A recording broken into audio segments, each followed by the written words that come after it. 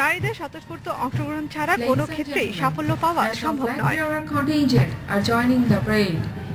সেনাবাহিনীর মতন একটি চ্যালেঞ্জিং পেশায় নারীদের অংশগ্রহণ নারীর ক্ষমতায়নের ক্ষেত্রে গুরুত্বপূর্ণ ভূমিকা রাখবে বলে মনে করেন প্রধানমন্ত্রী শেখ হাসিনা।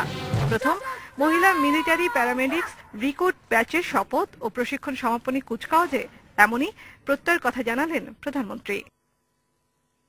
এই আনুষ্ঠানিকতার মধ্য দিয়ে প্রথমবারের মতো বাংলাদেশ সেনাবাহিনীতে 879 জন মহিলা সৈনিক অন্তর্ভুক্ত হলো। মহিলা রিক্রুট ব্যাচে মেমরি হাসান প্রথম এবং শান্তনা রানী মণ্ডল তৃতীয় শ্রেষ্ঠ রিক্রুট বিবেচিত হয়েছেন।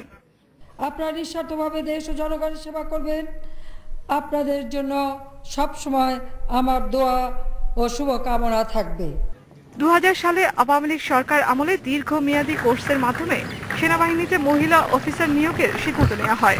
অফিসারদের পাশাপাশি এ বাহিনীতে প্রথমবারের মতো মহিলা সৈনিক অন্তর্ভুক্তের বিষয়টি একটি যুগান্তকারী উদ্যোগ বলে মন্তব্য করেন প্রধানমন্ত্রী।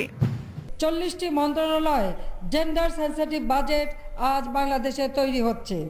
গ্লোবাল জেন্ডার গ্যাপে 2013 সালের রিপোর্টে নারী রাজনৈতিক ক্ষমতায়নে বিশ্বে বাংলাদেশের অবস্থান সপ্তম। নারীর প্রতি দৃষ্টিভঙ্গি পরিবর্তন এবং সর্বোপরি সামাজিকভাবে নারীকে মূল্যায়ন করলে গোটা সমাজেই ইতিবাচক পরিবর্তন আসবে। পেশাগত উৎকৃষ্ট নিরলস পরিশ্রম এবং ত্যাগের ব্রত নিয়ে কাজ করতে মেডিকেল কোরের নতুন সদস্যদের প্রতি আহ্বান জানান প্রধানমন্ত্রী শেখ হাসিনা। মুক্তিযুদ্ধ থেকে শুরু করে দেশের নানা অধিকার আন্দোলনে সাহসিকতার ভূমিকা রেখেছে বাংলাদেশের নারীরা। সেই আদর্শকে ধারণ করে আগামীতেও দেশের ও জাতির দুর্দিনে সাহসিকতার সাথে আত্মমানবতার সেবায় নিজেদের নিয়োজিত করার শপথ নিলেন বাংলাদেশের প্রথম নারী সৈনিকরা।